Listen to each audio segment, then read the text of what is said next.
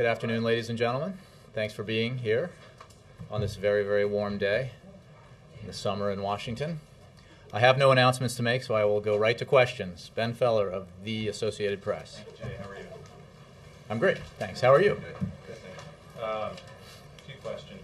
I'd like to get your reaction to something the speaker said today, in which he said the debt limit increase is the president's problem, and that President Obama has to put forward a plan that Congress can pass. What's your reaction to those 2 points? The need for the United States to take action so that it fulfills its obligations and pays its debts, as it has in the entirety of its existence, is not a Democratic problem. It's not a Republican problem. It's an American problem, and it's something that we have to do together. The President feels very strongly about this. I would also note that while Congress has to vote to raise the debt ceiling, the President doesn't have a vote in this. It's Congress that has to act. The President didn't stand up here yesterday and say, hey, show you a lot of charts and graphs about how previous Congresses under a Republican president accumulated enormous amounts of deficits and debt, and that this is what they needed to vote to deal with. And it wasn't his problem. He didn't say that because he doesn't believe that. He believes it's his responsibility as the President of the United States to lead, to work with Congress, to resolve these issues together for the American people. So I think that's clearly where this president stands, and it's clearly, I think, the way that the American people view this. If we were to default on our obligations, who suffers? Democrats, Republicans, or Americans? Americans suffer. The American economy suffers. The global economy suffers. What about, I guess, the broader issue here? You've got the speaker's statement that I read. You've got the Senate Republican leader, Senator McConnell, offering a harsh speech today on the floor in which he questioned the president's leadership and said that the real solution to this problem probably isn't going to happen as long as this president's in the Oval Office. I'm curious, what is this whole process right now moving forwards or backwards? What I think was said was unfortunate because this president has made clear his willingness to compromise, to take heat from his own party, to do things that would force him and Democrats to move outside their comfort zone in order to meet Republicans halfway to achieve a significant deficit reduction deal, the likes of which I think the American people deserve. I mean, this is an opportunity that shouldn't be passed up. This president's going to be in office for at least another 18 months. And I think that the American people expect Congress to work with him. And this president surely expects and will make every effort to work with this Congress, as he has. I mean, there really isn't an option. So in answer to your question about which direction the process is moving in, I mean, by fits and starts, the process continues to move forward because despite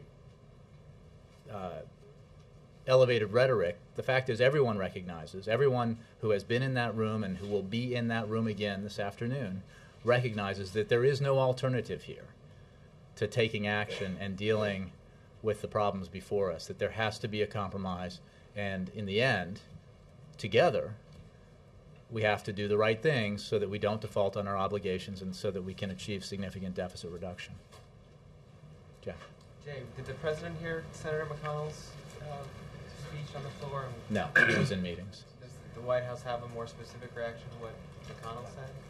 Well, I think I addressed it a little bit, but I mean, if you have a specific question about a thing that he said. Is it helpful in this process? Well, look, I think that Americans expect their leaders in Washington to talk to them, not to take actions based on the demands of the most vocal elements of their parties.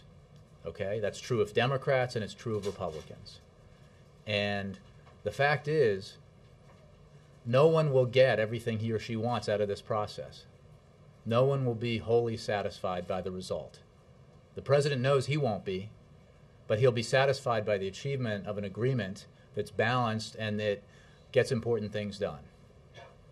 So, he will continue to work with leaders of both parties, beginning again this afternoon in the Roosevelt Room, to try to find common ground and to reach a compromise so that we can move this process forward and fulfill our obligations. Even with elevated rhetoric, as you said, aside on both sides, both positions seem to be very entrenched. How do you see a deal coming when neither side, whether it's the White House, congressional Democrats, or congressional Republicans, are indicating any hint of moving on those specific positions? Well, as I've said throughout this process, sometimes there's rhetoric that has been put out there in public that doesn't necessarily match what has often been very constructive and respectful conversations in the meetings, and usually has been. So I think that the leaders will come together, the president and the vice president will come together, and they will continue to push forward towards an agreement, because there is no alternative here. As I've just said, the president has said, and the leaders themselves have said, the consequences of default would be so severe, and they would not be esoteric. This would not be just a Wall Street problem. It would be a problem for Americans on main streets across the country. It would affect jobs. It would affect interest rates that directly affects housing payments and credit card payments, and it would be severe. So, I think everyone is seized by that reality and recognizes it. The path from here to there will certainly, be challenging, but we'll get there. Last question: do you have specific benchmarks that you'd like to see reached on a daily basis as these talks continue? No, we don't. We are very aware of, and we remind others in the room of the fact that we don't have a lot of time here. August 2nd is a hard and fast and real deadline. Congress needs time to do the things it would have to do to produce legislation, so we have to back up from that deadline. So we're in the matter of days phase of these negotiations. Yes, Jake. Mitch McConnell said, "In my view, the president has presented us with three choices: smoke and mirrors, tax hikes, or default. Republicans choose none of the above. I hoped to do good, but I refuse to do harm." Well, I think I would simply ask you, as you and everyone else in this room and other reporters who are covering this, whether you think that's true. Because for better or worse, well, that's actually not true. For better or worse, a lot of what has been on offer, a lot of what has been considered and talked about is now out in the public domain. And I don't think there's any credible observer of these negotiations and analyst of the general problems we have in terms of deficit and debt reduction who would not say that we have not been credible. I think we have a general... who would say that we have not been credible, because the fact is this president's willing to do significant things in terms of discretionary cuts, entitlement reform that strengthens the programs and increases their solvency further into the future for future generations. Tough things that will not be easy to convince Democrats to go along with. But he's willing to do that because he thinks that's what leadership requires. He's not standing here saying that's what I want to do. He's saying I have to do it because I'm president and it's important, and this is an opportunity that we should not pass up. So in the spirit of rebutting this idea that it's all been smoke and mirrors, is the president willing to raise the retirement age for Medicare and Social Security? There is no reason for me from here, or for the president from here when he was here several times in recent days, to negotiate the particulars from the podium. I'm not asking you to negotiate, I'm asking you to explain. Well, what we have said is, what the president stood here and said, not with regard to a specific proposal, is that a lot of the reporting out about what has been under consideration has been accurate. And I would simply say, for those of you, most of you, who are familiar with these issues and know what hard choices are, to judge for yourselves whether the kinds of things that we've been willing to consider do not constitute significant demonstrations of a willingness to compromise? And I think the answer is they absolutely do. And this president has never taken a my way or the highway approach because he understands that he's not a monarch, that we live in a great democracy built upon a two-party system, and by and large, nothing big gets done in Washington unless Democrats and Republicans come together. And they only come together if each side is willing to give, the way Ronald Reagan did, and Tip O'Neill did, the way Bill Clinton did, and Newt Gingrich did, and many of their predecessors in American history. That's the only way this gets done. And in the end, because the elected officials who are here representing the American people, I think it will get done. And we will press up until the very end for the biggest possible deal. Also, I'm not sure if I missed this, but has the White House reacted at all to what's been going on at the U.S. Embassy in Syria, the demonstrations and the violence? Yes, and we have, and the Secretary of State has. I think statements from state. I'm wondering if the White House has a response. Well, I would simply say that, echoing what Secretary Clinton said, our position is that President Assad is not indispensable, and that we had called on him to lead this transition. He clearly has not, and he has lost legitimacy by refusing to lead the transition. We want to see the Syrian people's desire for democratic transformation carried out. The attacks or the, thugs storming the embassy is not acceptable, and we've made that clear to the Syrian government. That it is their responsibility, as it is the responsibility of host nations around the globe, to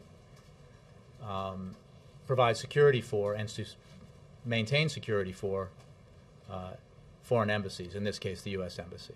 Why does the White House think there has been such tolerance of Assad's behavior among the other Arab leaders who denounced Gaddafi? I don't have an answer to that question for you. I mean, what we have said has been very clear about the unacceptable things that he's done, the killings and the arrests that have continued, even when he had the opportunity to have this meeting with the opposition on July 10th, the unacceptable behavior by the government, the attacks on its people continued, and that proved that he was not going to lead this transition. Dan. Thank you.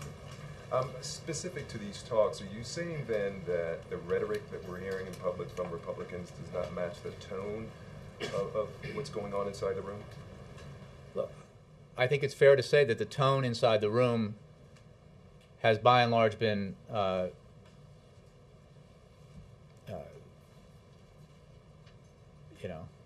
frank and constructive and not highly contentious at all.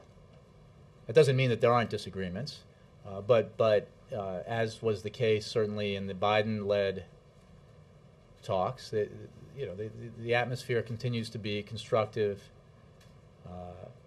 and respectful, and we expect that to continue. So you think the Republicans are then playing to their base by... No, I don't want to play political analyst from here. I just think that it's important to recognize that we will not get from here to there, either side, if we heed only the calls of our most ideological supporters. We have to acknowledge that maximalist positions will not prevail. It's just logic dictates otherwise. And this is not an esoteric exercise because we have the absolute accepted need to deal with fulfilling our obligations and paying our debts. So in the end, the President remains optimistic that we will reach an agreement. He will continue to fight for the most substantial deficit reduction package possible, and he will continue to in the meeting this afternoon and his discussions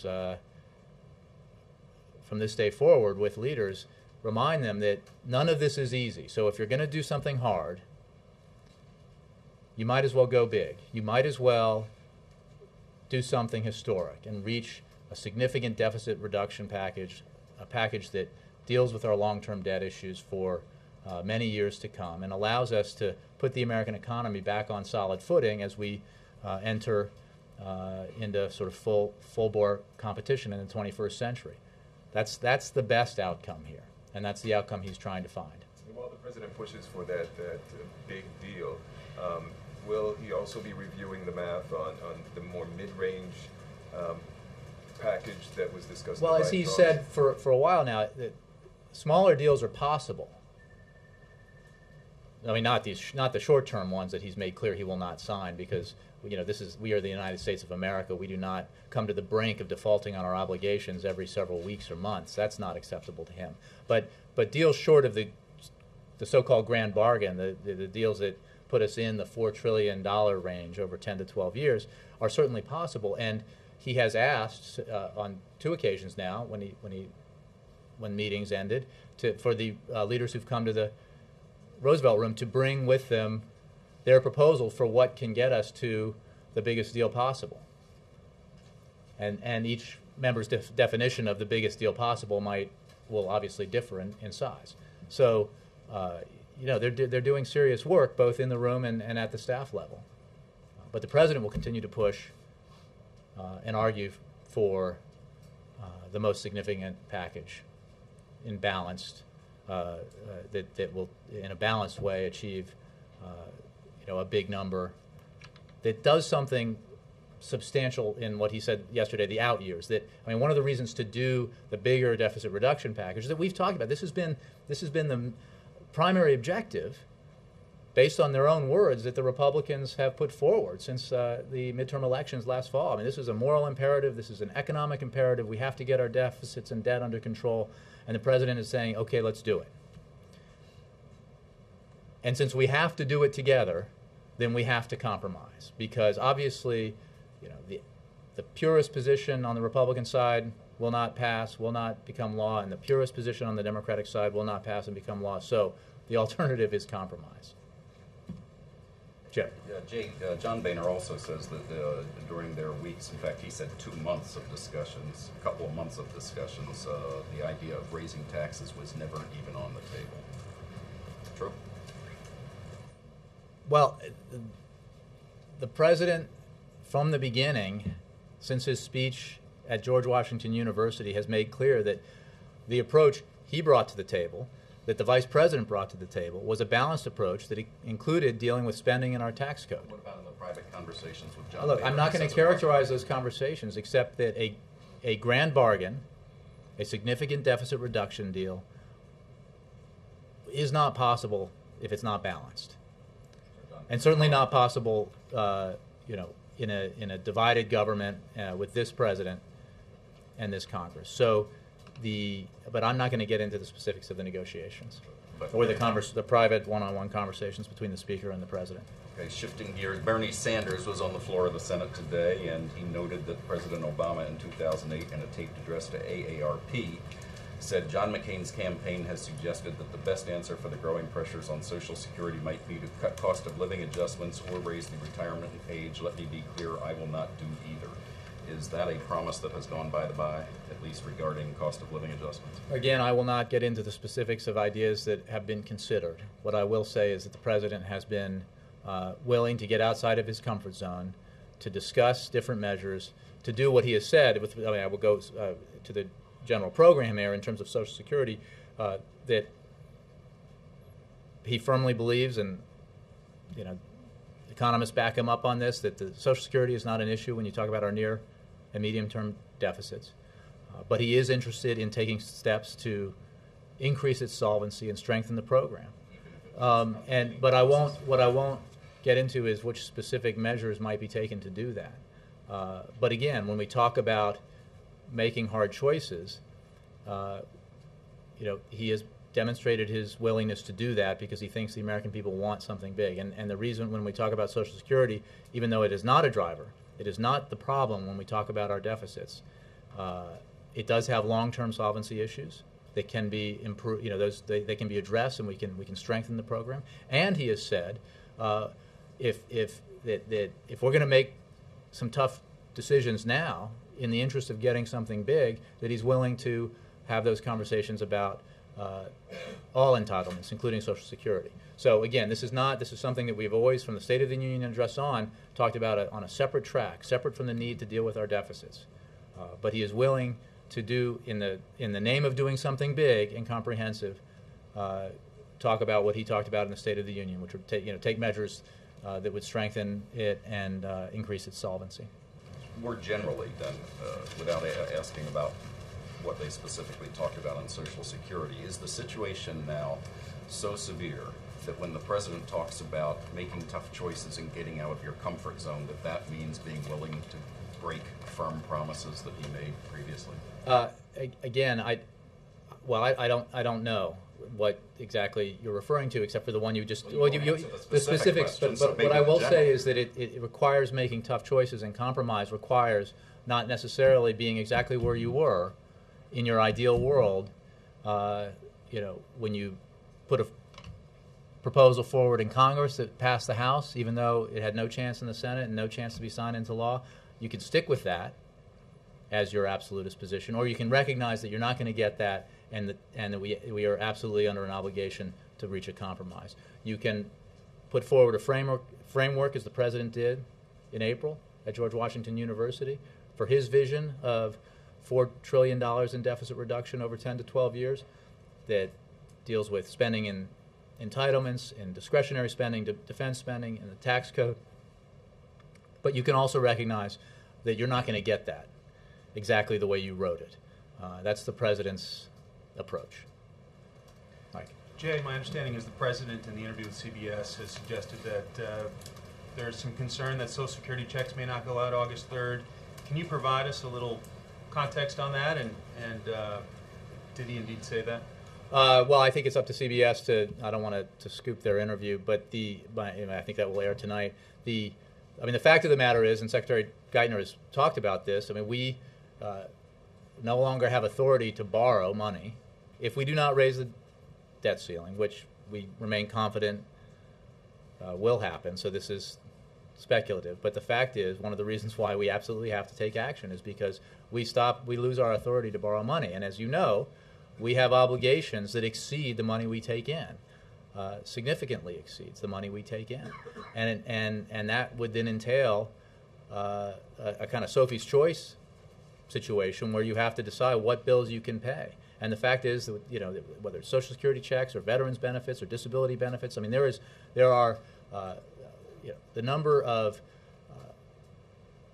decisions that would have to be made, and this is beyond my expertise. So I encourage you to go to Treasury. It's pretty clear that the effect will be significant, and so no, we can't guarantee if there were a default any specific bill will be paid, because the choices that some have said, we can just pay interest, so we can pay the bondholders in some cases, and in many cases the Chinese government, but not pay Social Security recipients or veterans benefits recipients. So that that's the kind of choice that nobody wants the United States of America to have to make. That's why the leaders have been clear that we will vote to have the United States fulfill its obligations, and the president feels strongly that will happen. Does the change in tone, where you hear some Republican leaders saying today that they feel like we may be heading for a missed opportunity in terms of a big deal, suggest that we're heading for an August 2nd nail-biter on this issue? Well, I think it is an unfortunate reality that, as we've seen with the CR, as we've seen so many times, that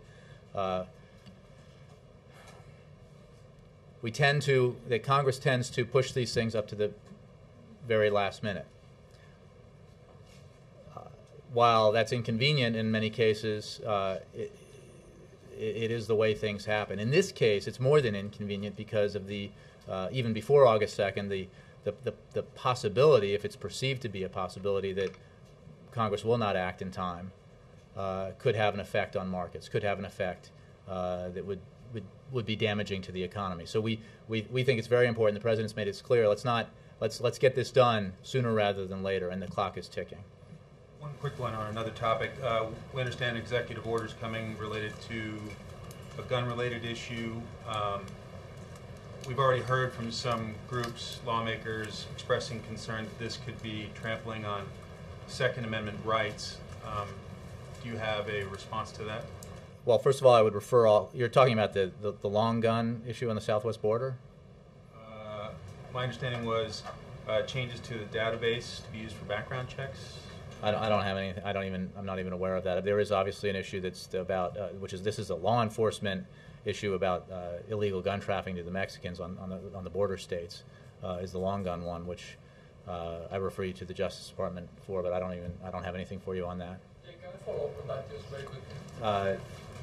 Yes, I'll get to yours. The president believed that with the new regulation, it's going to have a real impact on stopping the illegal flow of arms to Mexico. Well, as the Deputy Attorney General said yesterday, this targeted measure will improve the ability of ATF to detect and disrupt the illegal weapons trafficking networks responsible for diverting firearms from lawful commerce to criminals and criminal organizations. So, yes, we believe it will improve the ATF's ability to do that. Yes? I want to go back to something you just said. You described the tone of the meetings as frank and constructive. Given the fact that some people with knowledge of the meetings have described them as essentially being stalled, can you explain specifically? Well, I didn't say they had come to agreement on the issues. Well, what's been constructive? There was a contrast to some of the heated, fairly partisan rhetoric that has been heard elsewhere, and we're not getting that in the room. I mean, which is not to say sometimes there aren't starkly absolutist positions expressed in the room. That happens sometimes, but they're done in very calm and constructive tones. At this point, heading into the fourth meeting, what do you think the meetings have accomplished so far? I think the meetings have made clear the absolute imperative to take action to have the United States make sure that it fulfills its obligations. They've been very. Remember that most people in that room were not participants in the negotiations led by the Vice President. Some were, but not all. So there's a level of detail and specificity that essentially others are being brought into. And obviously not everybody was involved in conversations that the President and the Speaker of the House were having. So, there's a sort of broadening of the knowledge base about what has been discussed, where are the possible areas of compromise, and where are the challenges, the disagreements that still exist, and various ways to get from small to big. Some people have described the meetings as not having accomplished anything, though. How would you describe going into meeting number 4? Well, I would say that this only gets done if we act together, and that means the President and the leaders of Congress of both parties.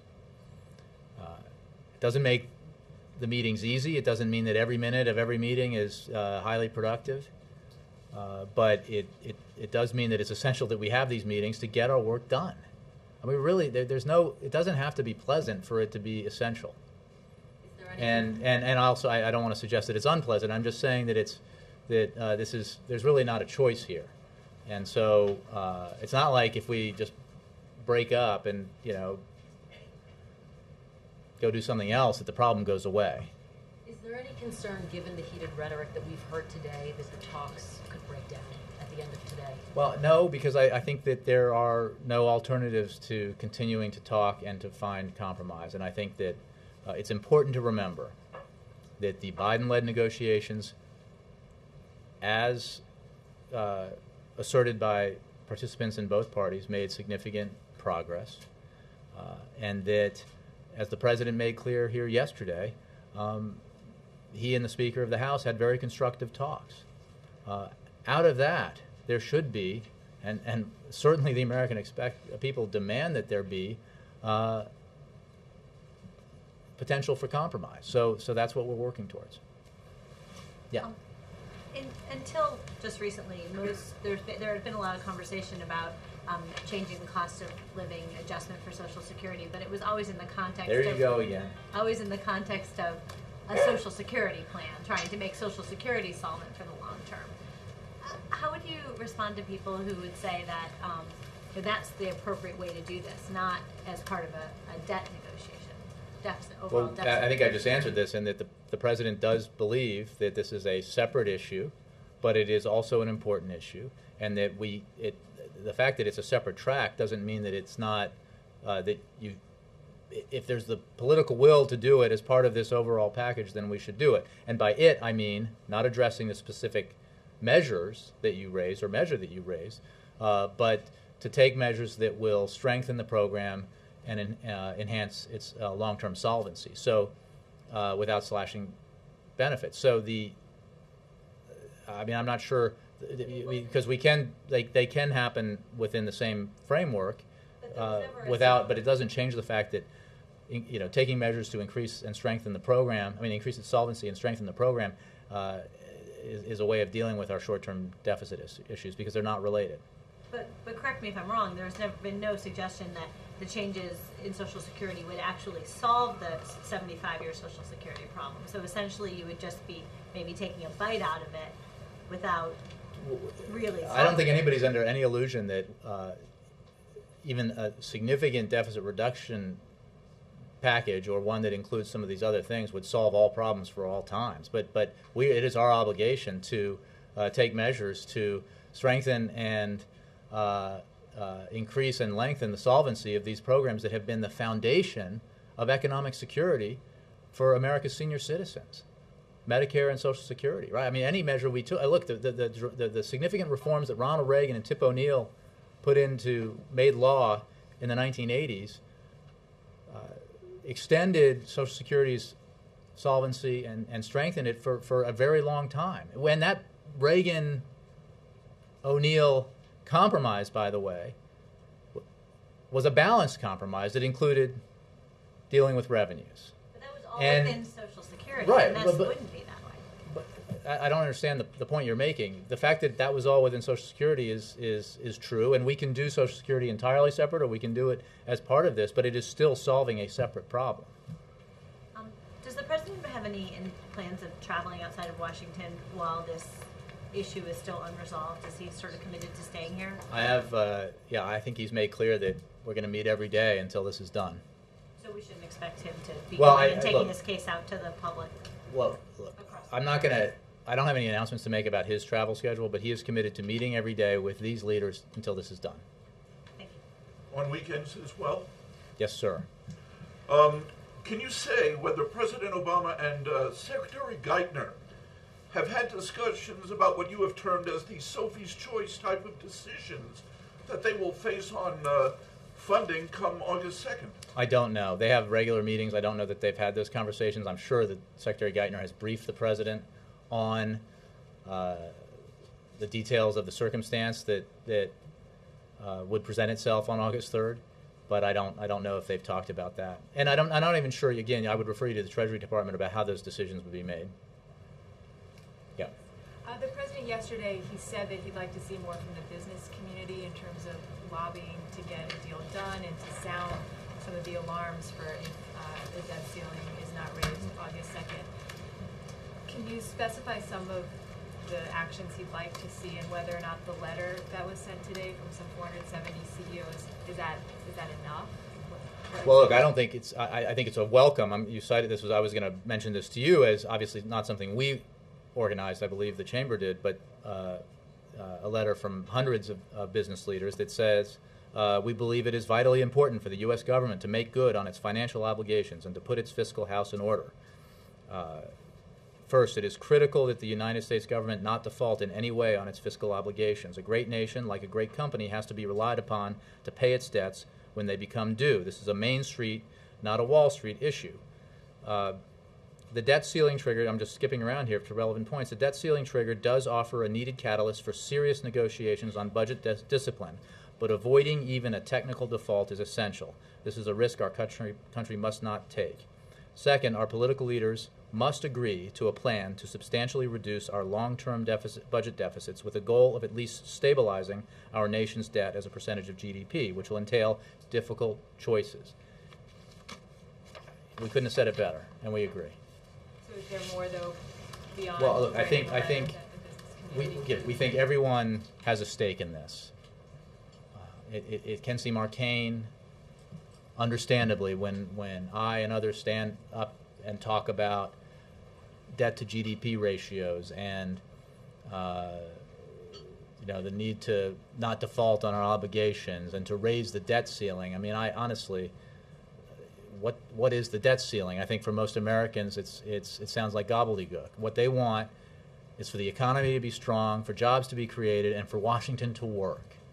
And with that as our goal, with those three objectives as our goal, it's pretty obvious what we have to do. The president's having lunch with two of the CEOs who signed that letter. Is he going to be asking them to do more? Well, I think that lunch is happening now. I'm not sure. I'm sure they will discuss this issue. Was the debt limit on the? Well, there wasn't a printed or written agenda. I'm sure that because this is an issue that so many businesses are worried about, understandably, I'm sure it will come up. Yes. Who is he having lunch with?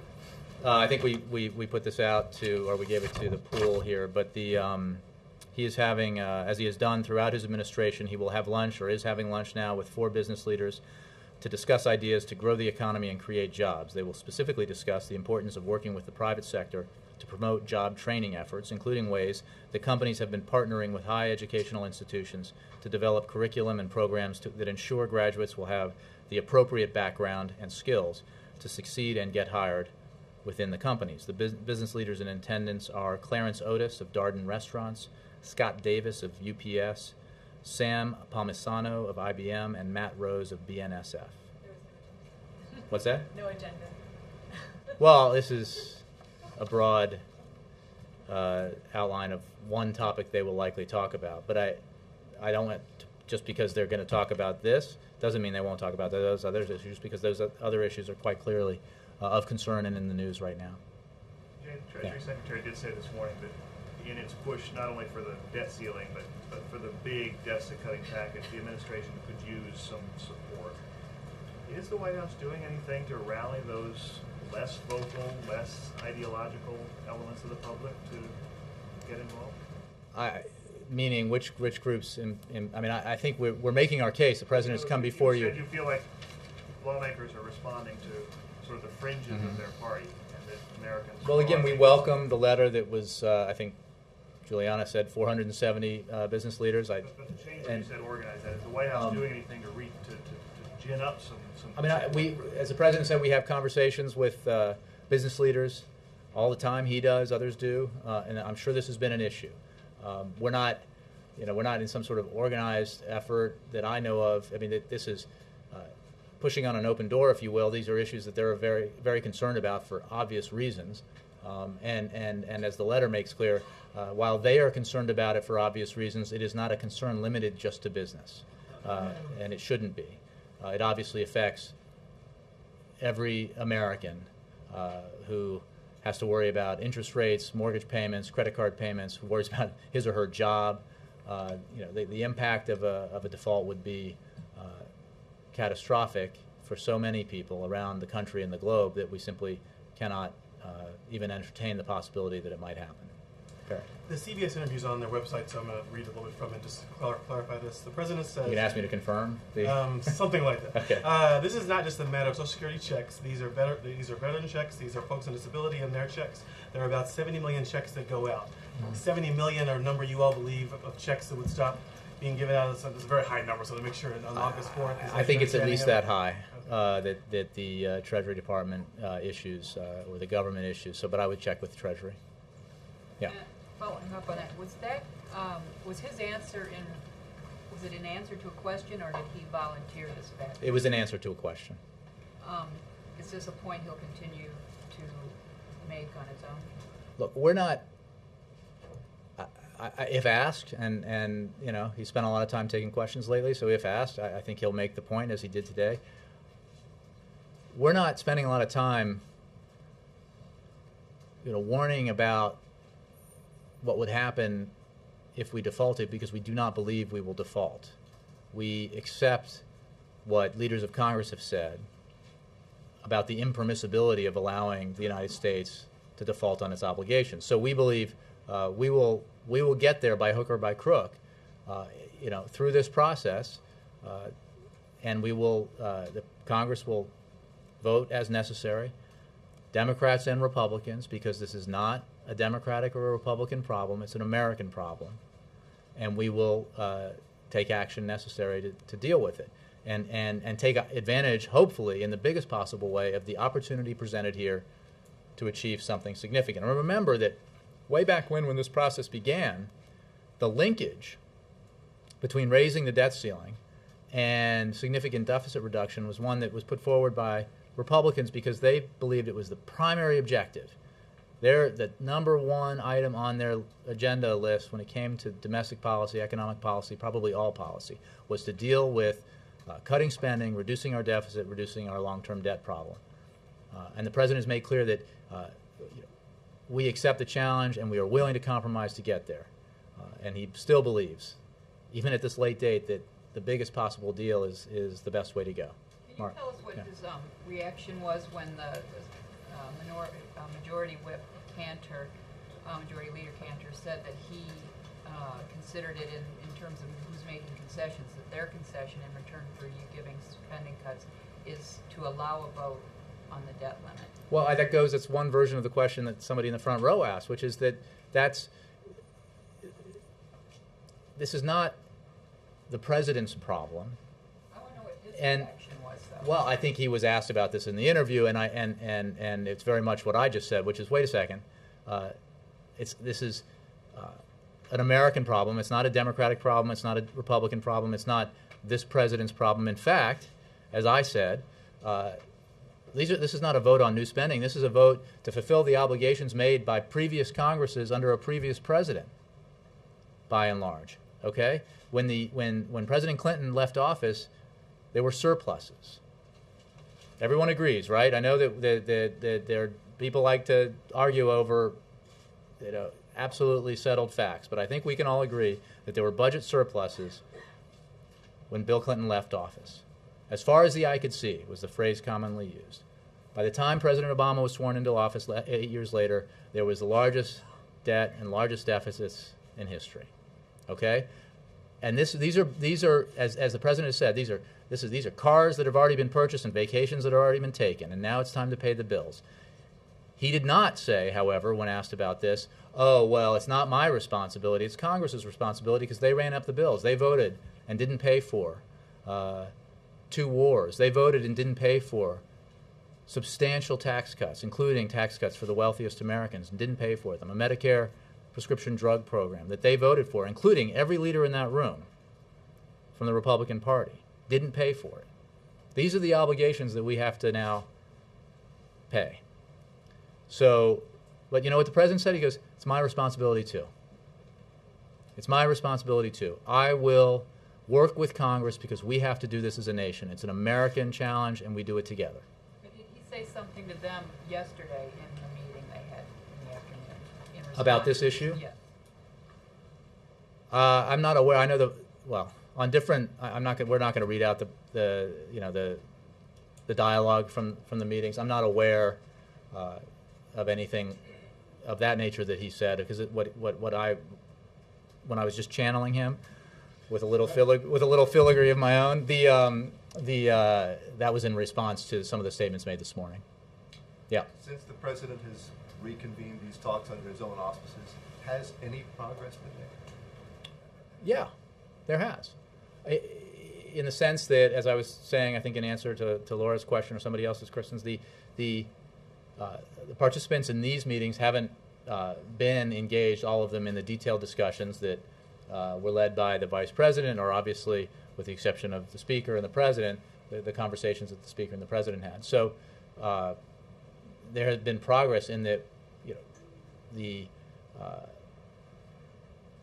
more people now are aware of what the playing field looks like, where the compromises can be found, and what it takes to build upon a smaller package to the biggest possible package, and the hard choices that getting from small to big require. It doesn't sound like anything further. That's progress. That's progress. If this were easy, we'd be done and having happy hour at 4 p.m. today, but it's not going to happen. Let me ask it from the other direction. Maybe that'll help. The clear impression from this end of the looking glass is that the positions have hardened. Is that wrong? Well, I think there has been some hardening of positions, restating of absolutist positions. We have encountered that along the way. But our only counsel at this point in response to that is that really, time is running out, ladies and gentlemen. We need to put that absolutism aside, leave it at the door, and get to the hard work of reaching an agreement. Ann? Did you say this had been moved today to the Roosevelt Room? Oh, where was it? Oh, were we not in the Roosevelt Room today? I'm sorry. It's been in the cabinet room. It will be in the cabinet room. I get my, fancy rooms with fancy pictures mixed up. The statements, the public statements that people have been making before you go into each session, do those hurt? Do those make it more difficult to negotiate once you get in the room? Well, look, everybody here, everybody there rather, in those rooms is an elected official who's been around politics for a long time, and I think most participants have pretty thick skin. Which is not to say it helps, but I think everybody can get over it pretty quickly. And one other thing, does the White House have any problem with federal dollars being sent to a counseling clinic that engages in the controversial therapy of trying to cure people of being gay? And I confess, I do not have an answer to that question. Sorry. Let me move around a little bit. Yes? Yeah. Jay, if you could talk a little bit about the assassination of the Prime Minister's brother in Afghanistan and who you guys believe might have been responsible for it, the Taliban's claim responsibility, and whether or not you think there's a increased threat to security in the South as troops withdraw begins. Well, I would say, obviously, that this is, at a personal level, our prayers and sympathies are with the Karzai family during this difficult time. The United States condemns in the strongest possible terms the murder of President Karzai's half-brother in Kandahar. We don't know who is responsible. There have been some claims, and we will certainly work with the Afghan authorities on that. But right now, I think the moment here is a personal one, and we express our condolences and condemn the murder.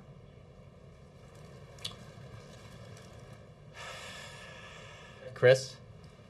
Some questions on Don't Ask, Don't Tell. Last week, the Ninth Circuit issued an order barring the government from enforcing this law. I'm sure the President heard the news last week. Was he supportive of the decision? Is he aware of it? I'm sure he heard the news last week. Is he supportive of the decision?